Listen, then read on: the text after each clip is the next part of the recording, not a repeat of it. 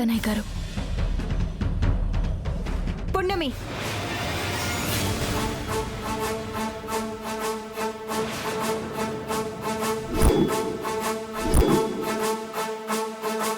నువ్వెక్కడికి వెళ్ళాల్సిన అవసరం లేదమ్మా.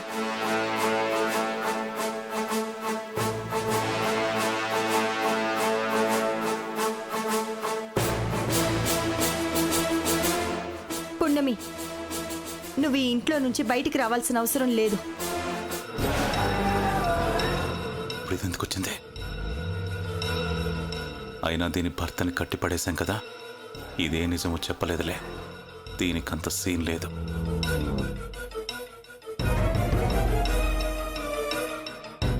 ఏం నారాయణమ్మా, పున్నమికి ఇంట్లో ఏదో హక్కున్నట్టు మాట్లాడుతున్నావు? హక్కుంది కాబట్టే మాట్లాడుతున్నాను. నీ కూతురు ఏం చేసిందో తెలుసా నారాయణమ్మ?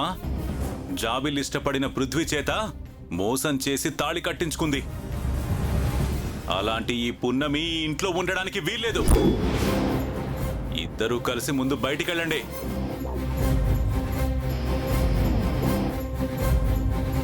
మర్యాదగా ఇక్కడి నుంచి బయటికి వెళ్ళిపోండి. మాటలతో చెప్తే వీళ్ళు వినరు జాబిలి, చేతలతో చెప్పాలి. పిన్ని, ఇలాంటి విశ్వాసం లేని మనుషులకి చేతలతో చెప్తే అర్థం కాదు పిన్ని. ఇలాంటి వాళ్ళని మెడ పట్టుకుని బయటికి గంటాలి. పదవే. అమ్మా నారాయణమ్మ,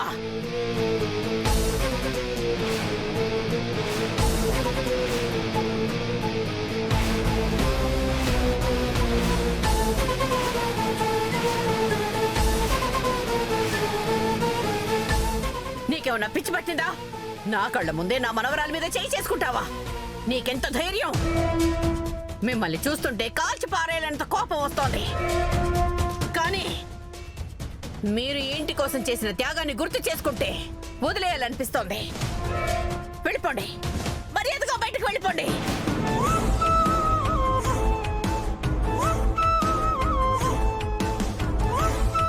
అంత మాట అనకండి అమ్మగారు. మీరు శిక్షించాలి అనుకుంటే నన్ను శిక్షించండి, కానీ పున్నమిని మాత్రం శిక్షించకండి. పున్నమికి ఏ పాపం తెలీదు. ఎవరో చేసిన తప్పులకి పున్నమి ఇన్నేళ్లుగా శిక్ష అనుభవిస్తోంది. ఇక చాలు. ఆ నారాయణమ్మ నిజం చెప్పేసేలా ఉంది. అంతవరకు రానివ్వను. నువ్వేం కంగారు పడకు. విధి ఆడిన వింత నాటకంలో పున్నమి ఒక పావులా మారింది. అందరూ పున్నమి జీవితంతో ఆడుకున్నారు. వాళ్ళ జీవితాల కోసం పున్నమిని వాడుకున్నారు. ఇక మీదట పున్నమి ఎలా జీవించాలనేది అలాగే జీవించాలి. నారాయణమ్మ, ఏం మాట్లాడుతున్నావు? ఇంకేం మాట్లాడుతుంది అన్నయ్య గారు? కూతురు చేసిన నిర్వాకాన్ని ఎలా కప్పిపుచ్చుకోవాలా అని ఎలా మాట్లాడుతుంది? పని మనిషిగా రాజమహల్లోకొచ్చి వారసురాలిగా బతుకుతుంది కదా. ఇక మీదట వారసురాలిలాగా కాకుండా పని మనిషిగానే బతుకుతుంది. అవకాశం ఇవ్వండి అని అడుగుతుంది. అంతే కదా నారాయణమ్మ? అమ్మా, ఇక్కడ జరిగిన గొడవలు చాలు, ఇంకొద్దు. మన ఇంటికి వెళ్దాం పదా. పున్నమి, నువ్వు ఆగు. నువ్వు ఉండాల్సింది మన ఇంట్లో కాదు, నీ ఇంట్లో ఉండాలి. అదే ధర్మం. ఏంటమ్మా నీ ఇల్లు అంటున్నావు? నీ ఇల్లు అని చెప్పి మెట్టినింటికి పంపిద్దాం అనుకుంటున్నావా? మెట్టినింటికి పంపిస్తే చూస్తూ ఊరుకోవడానికి చాతగందాన్లా కనిపిస్తున్నానా నీకు? పున్నమికి కూడా అంత అవసరం లేదు, ఇక రాదు కూడా. అమ్మగారు, నేను మీ దగ్గర ఒక నిజం దాచి తప్పు చేశాను.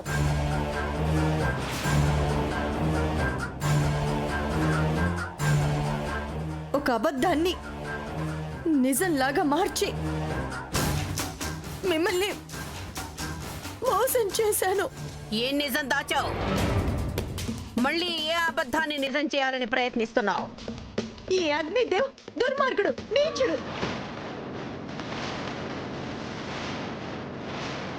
నా భర్తని కిడ్నాప్ చేసి వీళ్ళు చెప్పినట్టు చేయకపోతే నా భర్తని చంపేస్తానని బెదిరించారు. ఏంటి నారాయణమ్మ, నా గురించి లేనిపోనివి చెప్తే నమ్మేయడానికి అక్కడుంది ఎవరనుకుంటున్నావు? మా పెద్దమ్మ. అమ్మగారు, మీరు నా మాట నమ్మకపోతే జీవితాంతం బాధపడాల్సిన పరిస్థితి వస్తుంది. అమ్మా, నువ్వేం చెప్పినా నమ్మే స్థితిలో పెద్దమ్మగారు లేరు. మనం వెళ్దాం పదమ్మా. ఏయ్, నువ్వు కాసేపు ఆగు పున్నమి. నీకు జరిగిన అన్యాయం గురించి అమ్మగారికి తెలియాలి. నా స్వార్థంతో నీకు తీరని అన్యాయం చేశాను. ఇన్నాళ్లకి నిజం బయట పెట్టే అవకాశం వచ్చింది. నారాయణమ్మ, నువ్వేం చెప్పాలనుకుంటున్నావో సూటిగా చెప్పు.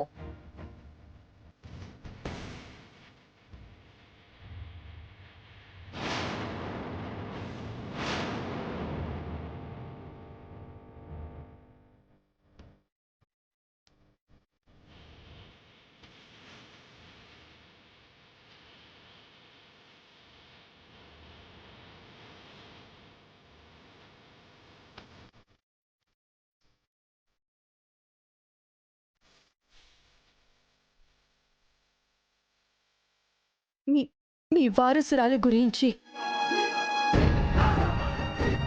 నేను మీకు అబద్ధం చెప్పాను. నిజమైన వారసురాలు నారాయణమ్మ,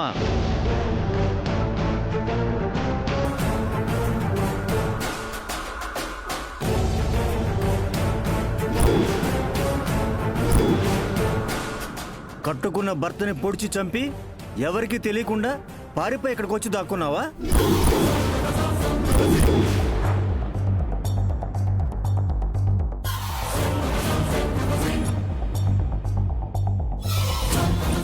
నీ భర్తను పొడిచి పారిపోయి ఇక్కడికి వచ్చినందుకు నిన్ను అరెస్ట్ చేస్తున్నాను.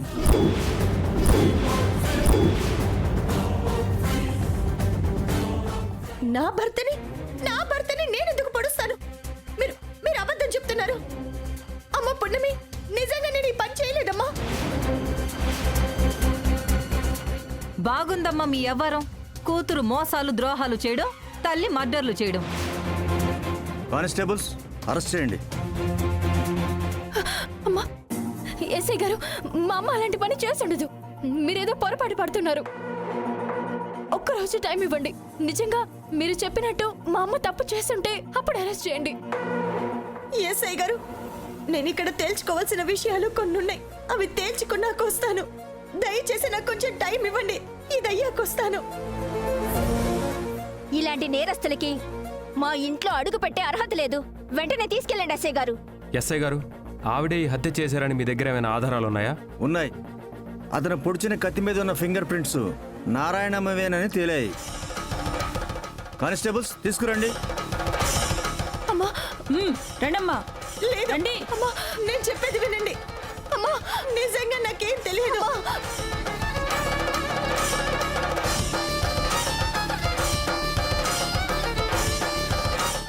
నాకు తెలుసు నారాయణమ్మ, నువ్వు ఇలాంటిదేదో చేస్తావని.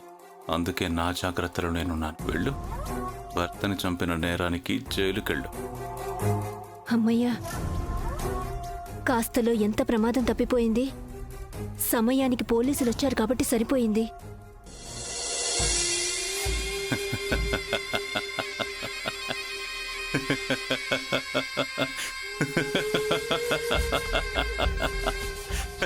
ఎందుకు నవ్వుతున్నావు? ఏం జరిగింది?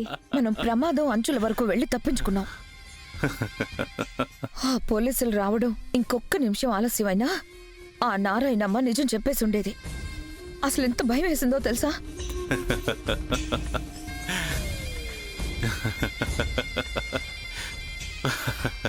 డాడీ, ఏమైంది నీకు? నిజం చెప్పాలని నిర్ణయం తీసుకుందంటే ఈ రోజు కాకపోతే ఇంకొక రోజైనా నిజం చెప్పి తీరుతుంది డాడీ. నానమ్మకు గాని నిజం తెలిసిందంటే అప్పుడు పరిస్థితి ఏంటో ఊహించుకోవడానికి కూడా భయం వేస్తుంది. అసలు ఆ నారాయణమ్మ భర్త మన వాళ్ళ దగ్గర ఉండాలి కదా. ఎలా తప్పించుకున్నాడు? వాడు మన దగ్గర నుంచే తప్పించుకున్నాడు. వాడు తప్పించుకోగానే అర్థమైంది నారాయణమ్మ నేరుగా ఇక్కడికే వస్తుంది, మన గురించి అన్నీ చెప్తుంది అని. అందుకే నా ముందు జాగ్రత్తలో నేనున్నాను.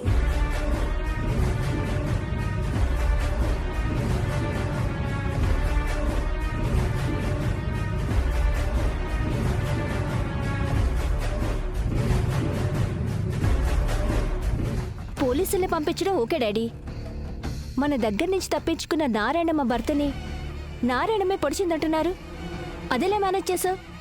అక్కడ వాణ్ణి చంపేసిన నారాయణమ్మ 2 రోజులు ఏడ్చి 3వ రోజు ఇక్కడికే వస్తుంది.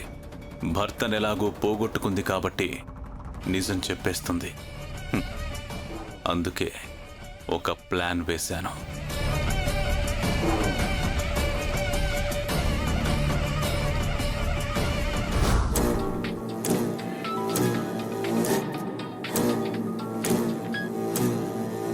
ఏం జరిగింది? అయ్యగారు, మీరు చెప్పినట్టే ఆ నారాయణమ్మ భర్త ఇంటికి వచ్చాం. పక్కనే నారాయణమ్మ కూడా ఉంది. మీరు అంటే ఇద్దరిని లేపేస్తాం. ఆ పొరపాటు మాత్రం చేయొద్దు. పున్నమే ఈ ఇంటి వారసురాలు అని తెలిసిన ఏకైక సాక్ష్యం ఆ నారాయణమ్మ. నారాయణమ్మని లేపేస్తే మన మీద డౌట్ వస్తుంది. అందుకే ఒక పంచే. చెప్పండి అయ్యగారు. నారాయణమ్మ భర్త ఇంటికి చేరుకున్నాడు కాబట్టి నారాయణమ్మ ఎలాగూ ఇక్కడికి బయలుదేరుతుంది. ఆ టైంలో ఆ ఇంట్లో నారాయణమ్మ వాడిన ఏదో ఒక వస్తువుతో నారాయణమ్మ భర్తని చంపేయండి. హేయ్, కాదు కాదు కాదు కాదు కాదు చావు బతుకుల మధ్య ఉండేలాగా చేయండి. మిగిలిన ఆట నేనాడిస్తాను. అలాగే అయ్యగారు.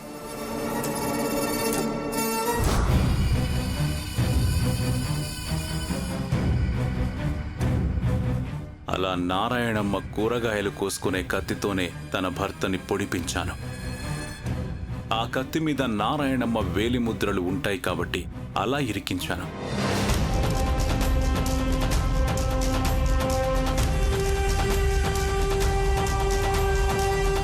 కరెక్ట్గా నారాయణమ్మ నోరు తెరిచి నిజం చెప్పే సమయానికి నోరు మోయించేశాను.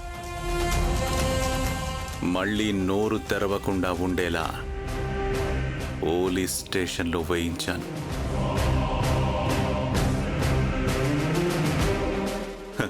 ఇక నారాయణమ్మ ఈ కేసు నుండి బయటపడడం జరగదు. పున్నమి గురించి పెద్దమ్మకి నిజం చెప్పడము జరగదు.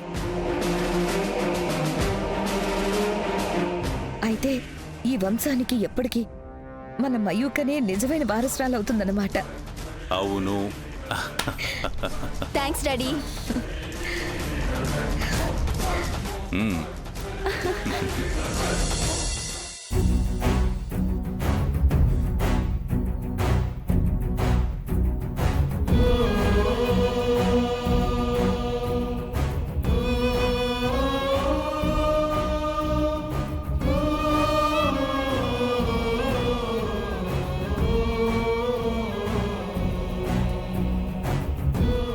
నర్స్ ఎలా ఉంది? రిపోర్ట్స్ వచ్చాయా? చూడండి డాక్టర్.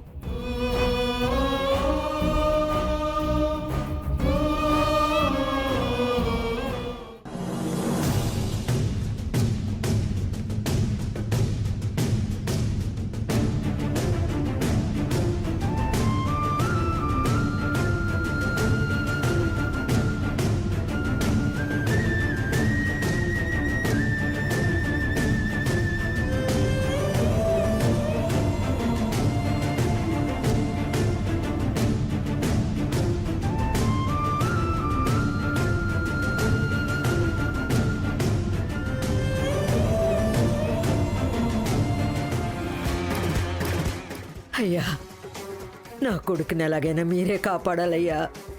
మీ కాళ్ళు పట్టుకుంటానయ్యా. 20 ఏళ్ల తర్వాత ఇంటికొచ్చాడు. ఒక్కరోజైనా మాతో ఉండలేదు. ఎంతలోనే ఇలా అయిపోయింది. మా ప్రయత్నం మేము చేస్తున్నాం అమ్మా. బ్రతికించాలనే ట్రీట్మెంట్ చేస్తున్నాం.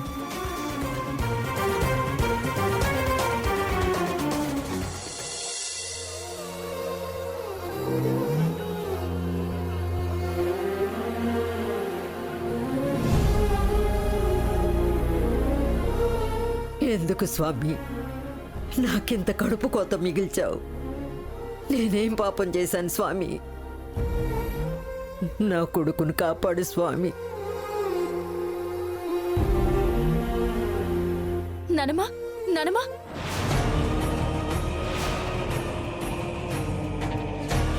నానమ్మా, ఎలా ఉంది నానమ్మ నాన్నకి? అసలు నాన్న ఇంటికి ఎప్పుడొచ్చాడు? నాతో ఒక్క మాట కూడా ఎందుకు చెప్పలేదు? నాన్న ఎలా ఉంటాడో కూడా తెలియని అభాగ్యురాలని.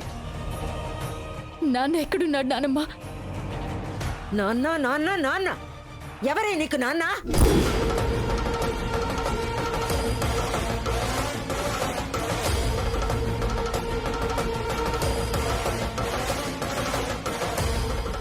ఏంటి నానమ్మ అలా అంటున్నావు? రాజ్మహల్లో జరిగిన దాని గురించి కోపమా, లేదంటే శంకుబాబుని పెళ్లి చేసుకోలేదని కోపమా? అవన్నీ తర్వాత చెప్తాను. ముందు నేను నాన్నని చూడాలి.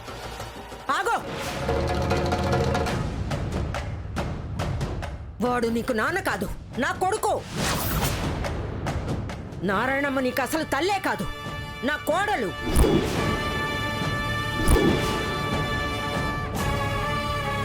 ఎందుకు నాన్నమ్మ అలా మాట్లాడుతున్నావు? నేనేం పాపం చేశాను? అక్కడ అందరూ ద్రోహిలా చూస్తున్నారు. మీరు మీకేం కాని దానిలో మాట్లాడుతున్నారు. నాన్నకేం కాదు నానమ్మ, నేనున్నాను కదా. అమ్మని కూడా త్వరలోనే బయటికి తీసుకొస్తాను. ఒసే, నీకెంత చెప్పినా అర్థం కాదా? నువ్వెక్కడ పుట్టావో ఎవరికి పుట్టావో తెలియని అనాథవి.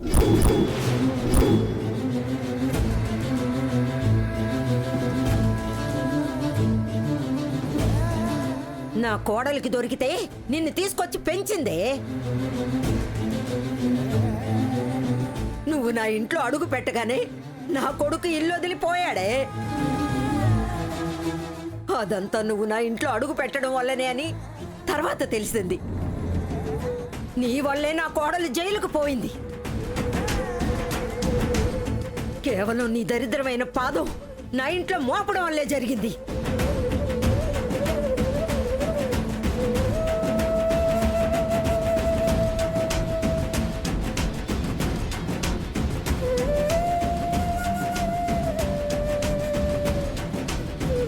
నువ్వే క్షణాన్ని ఇంట్లో అడుగు పెట్టావో ఆ క్షణం నుంచి మాకు మనశ్శాంతి లేకుండా పోయింది. అలా మాట్లాడుకున్నానమ్మా. ఎవరే నీకు నాన్నమ్మా? నీకు మళ్ళీ మళ్ళీ చెప్తున్నాను, నువ్వు నా కోడలికి దొరికిన అనాథవి, మాకు తగులుకున్న దరిద్రానివి.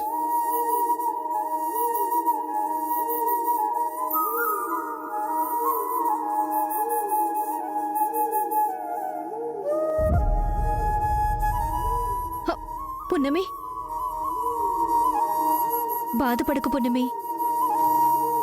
ఆవిడేదో కోపంలో తిడుతున్నట్టుంది. నారాయణమ్మ నిన్నెలా చూసుకుందో అందరికీ తెలుసు. మీ నాన్న కనిపించకుండా పోయాడు, అందుకే అలా అయిపోయింది. ఆ బాధతోనే తిడుతున్నట్టుంది. బాధపడకు పున్నమి, ఊరుకో పున్నమి, ఏడవకు. అమ్మా, హాస్పిటల్లో గొడవ చేయొద్దు. మీ గొడవలైనా ఉంటే బయటికెళ్ళి చూసుకోండి.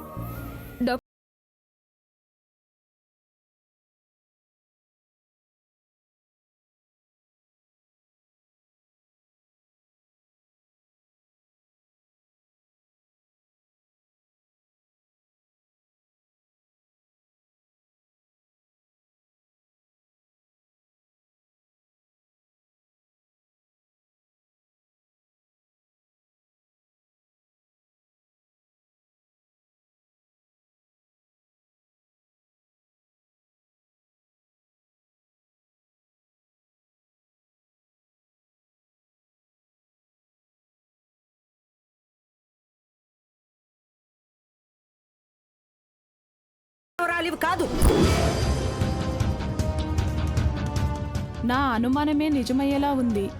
ఈ అమ్మాయి నారాయణమ్మ కన్నబిడ్డ కాకపోతే ఖచ్చితంగా ఆ శివదేవయ్య గారి కూతురే అయ్యుంటుంది. నేనప్పుడే అనుకున్నాను, ఈ అమ్మాయి పోలికలో రాజవంశపు లక్షణాలు ఉట్టిపడుతున్నాయి. ఏంటమ్మా చూస్తున్నావు? పదా. నానమ్మ, మా నాన్న అమ్మ వచ్చి ఈ మాట చెప్తే అప్పుడు నమ్ముతాను. అప్పటి వరకు నేనిక్కడే మా నాన్న దగ్గరే ఉంటాను. అమ్మా, పేషెంట్ కోమాలోకి వెళ్ళిపోయాడు.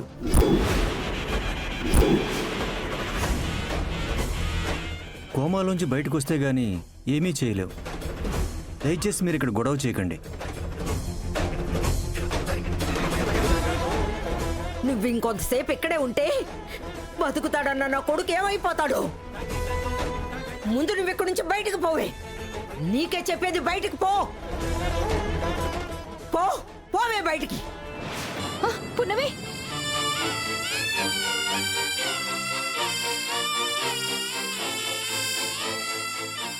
వెళ్ళో.